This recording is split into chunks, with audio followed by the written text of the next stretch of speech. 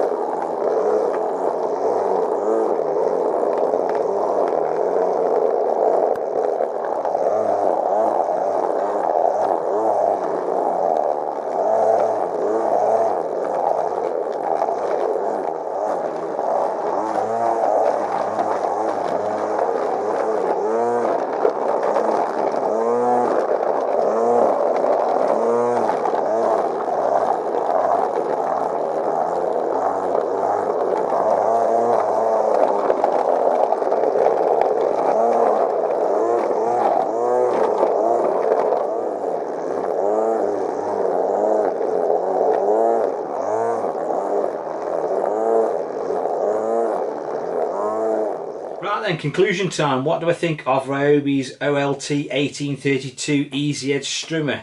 Well, I'll tell you what, let's go for some good and bad points. Now, the first bad point, a couple of months ago, the actual handle broke. Now, it wasn't too much of an issue because I've repaired it. I don't know if you can see there with some self-tapping screws. But that's the first thing that's broke on this. But like I say, a couple of months ago, the handle did break. Now, the next thing on my list is the fact that the motor's getting a little bit noisy on this. Again, it's 2 years old. It does get used to death, but the motor is getting a bit noisy. I don't know if you can see there that the actual head itself is getting a bit slack. There's quite a lot of play in it.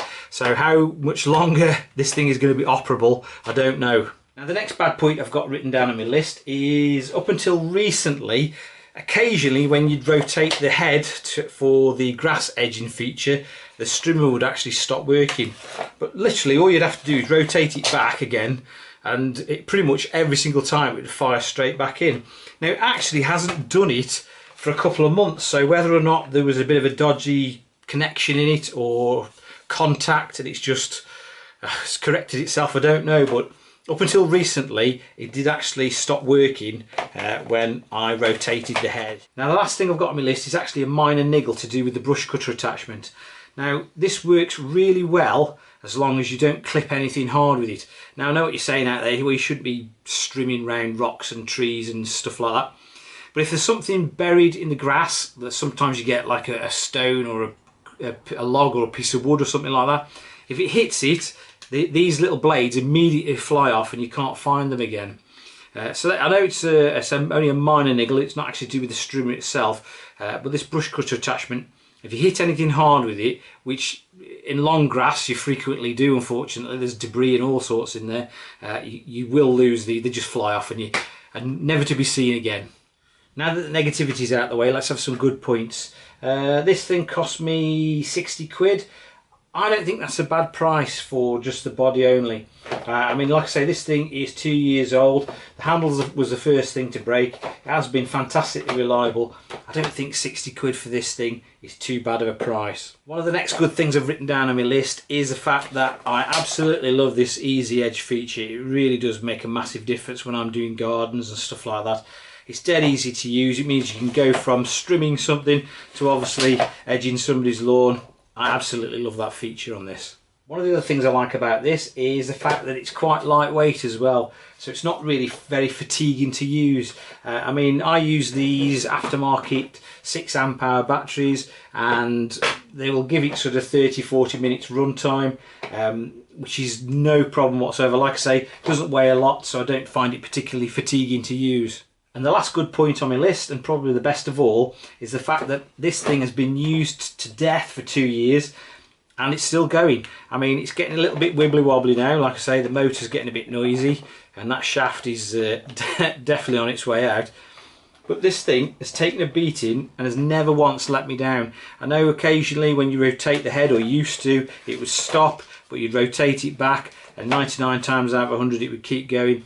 This has never let me down, and as far as the reliability of it is concerned, I've not got a problem with it at all. I've not washed it, I've not really maintained it.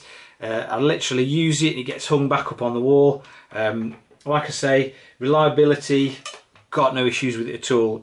It's literally taken a beating and it keeps on working. Okay then, conclusion time. Would I recommend this Ryobi OLT1832 18 volt cordless strimmer to you guys? And the answer is absolutely yes. The most important thing for me is this thing has never let me down. The only thing that's broke, like I say, is the handle. Apart from that, it's been 100% reliable, and when you're using it on a day-to-day basis, that's probably the most important thing for me. I mean, it's good for sort of light to medium duty with regards to strimming. If you're coming across anything tougher like bushes and shrubs and things like that, you're going to need a brush cutter, petrol brush cutter or something like that. But for everything else, lawn edging, light work, this thing I've been really impressed with, and like I say, it's taken an absolute beating and it refuses to stop working. Anyway, if you found this video of some use and interest, please give it a big thumbs up. And if you're feeling that way inclined, hit that subscribe button, because there'll be more similar reviews and all sorts of different products in the future. Once again guys, thank you for watching, and hopefully I'll catch you again very soon.